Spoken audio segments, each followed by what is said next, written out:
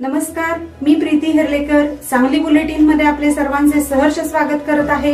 पाहूया आजच्या ताज्या घडामोडी, बातम्यांची बुलेट ट्रेन, आपली सांगली बुलेटिन।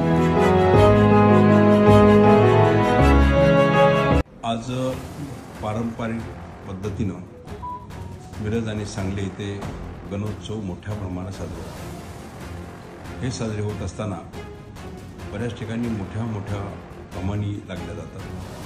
गणोत्सव मंडळांचे स्टेज तयार केले जातात आणि हे करत असताना सांगली मिरज कुपवाड महानगरपालिका ही काहीतरी महसूल त्यांच्यावर आकारते, पण आकारत असताना निश्चितच त्यामध्ये गणेश मंडळांच्या सगळ्या गणेश भक्तांचं थोडंसं असंतोषपणा तयार होतो आणि एवढा काही महसूल जास्त मिळत नसतो। त्यामुळं हा महसूल माफ करावा आणि गणोत्सव मंडळाने कमानीधारकांना सगळ्यांना आपणाला सोयीचं करून द्यावं ह्यासाठी मी आयुक्ताला एक पत्र दिलं आणि आयुक्ताशी चर्चा केली।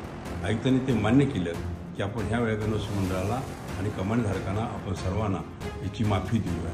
त्या पद्धतीनं आज मी त्यांना पत्र दिले, त्यांच्या आदेश ताबडतोब मिळतील। त्यामुळे सर्व गणोत्सव मंडळांना माझी विनंती आहे की आपण कुठेही पैसे भरू नका आणि निश्चितच जे आपल्याला कमानी करायचे आहेत आणि मंडपासाठी जे आपल्याला खड्डे काढायचे आहेत ते लिमिटमध्ये काढून जास्तीत जास्त न काढता आपण आपला गणोत्सव साजरा करावा एवढी सर्वांना